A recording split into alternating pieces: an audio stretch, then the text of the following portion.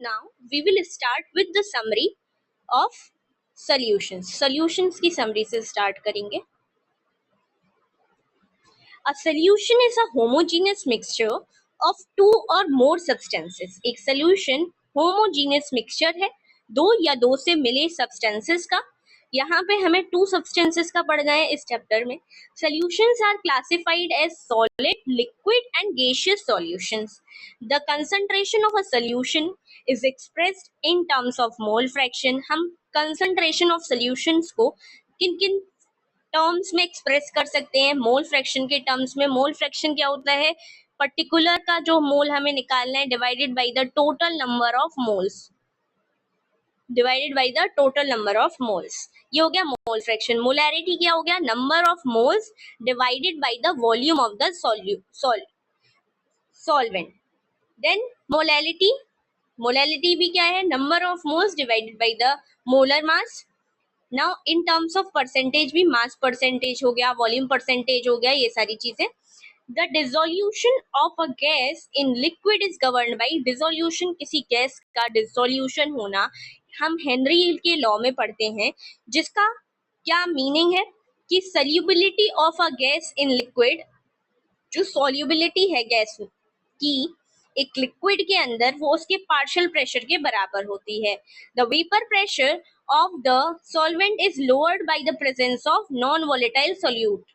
जब हम एक सॉल्वेंट में नॉन वोलेटाइल, जो इजीली वेपराइज नहीं हो सकते, ऐसे सोल्यूट को ऐड करा देते हैं in the solution, and this lowering of vapour pressure of the solvent is governed bye Raoult's law.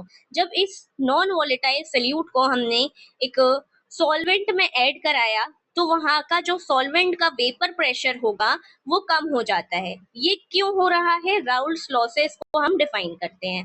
According to which the relative lowering of vapour pressure of the solvent over a solution is equal to the mole fraction of non volatile solute present in the solution. Raoult's law को हम express कर सकते हैं इस तरीके से.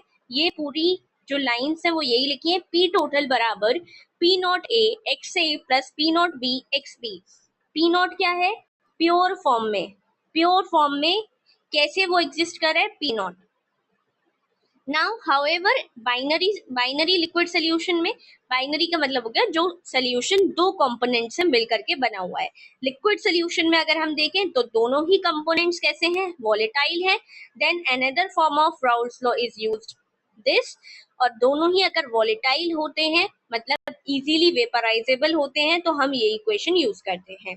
Solutions जो obey करते हैं राउल्स लॉ को, solutions which obey Raoult's law over entire range of the concentration, उनको आइडियल सॉल्यूशंस कहते हैं. आइडियल सॉल्यूशंस आर वो वाले सॉल्यूशंस जो राउल्स लॉ को ओबे करेंगे, जो राउल्स लॉ को ओबे करेंगे. Two types of deviations from Raoult's law are. ये दो तरीके के डेविएशंस हैं जिनको हम नॉन आइडियल के केस में पढ़ते हैं. नॉन आइडियल में आते हैं positive and negative. Azeotropes arise due to very large, काफी ज्यादा अगर डेविएशन हो जाता है, राउल्स लॉ को नहीं ओबे कर पाते, तब एजियोट्रॉप्स अराइज होते हैं. एजियोट्रॉप्स, मिनिमम एजियोट्रॉप पॉजिटिव वाले को कहते हैं, मैक्सिमम एजियोट्रॉप नेगेटिव वाले को कहते हैं. पॉजिटिव में पीएस की वैल्यू ज्यादा रहती है, पी टोटल की वैल्यू ज्यादा रहती है, जिसकी वजह से डेल्टा वी मिक्स बड़ा हो जाता है. डेल्टा एच बी और डेल्टा जी तो स्मॉलर देन जीरो ही रहता है, और delta S greater than zero रहता है.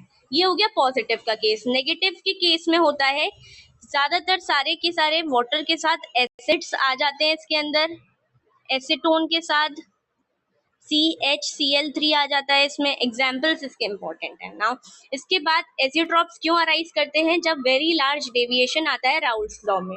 Property of solution which depend on the number of solute particles and are independent of their chemical identity are called as the colligative properties. Colligative properties किसे कहेंगे? जो solutions की ऐसी property जो depend करेगी उसके नंबर ऑफ सोल्यूट पर depend करेगी.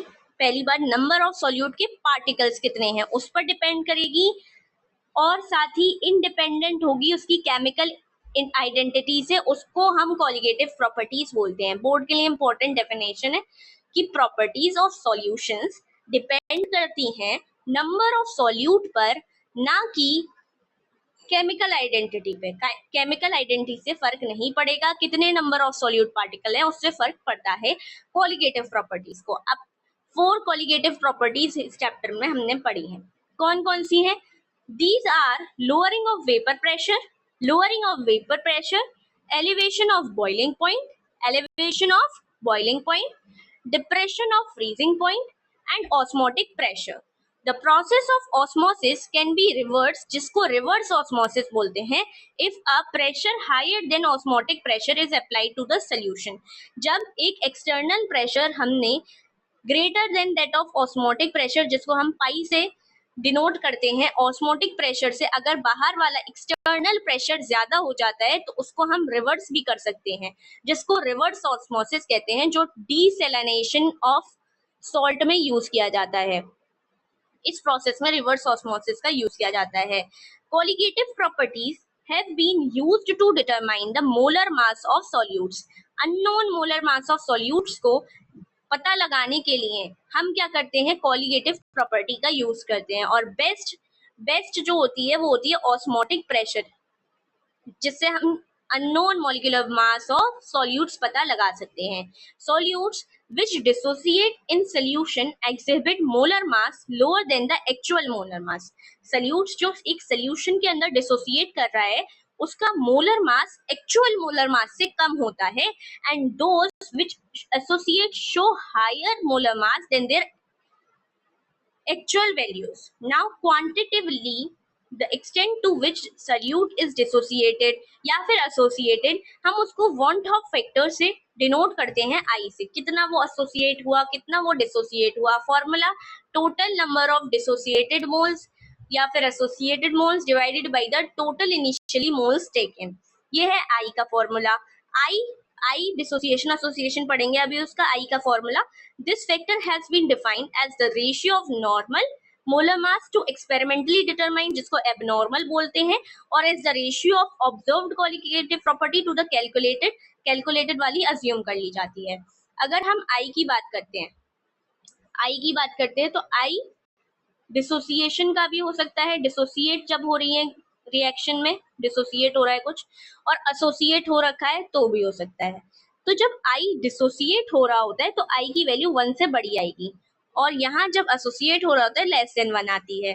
तो I बराबर, इसका फॉर्मूला होता है n-1, अल्फा क्या है? डिग्री ऑफ डिसोसिएशन प्लस 1, ठीक है।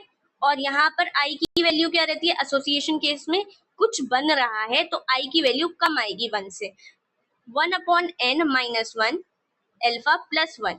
ये हो गया एसोसिएशन का फॉर्मूला, ये हो गया डिसोसिएशन का formula. With this summary complete कर लिया हमने।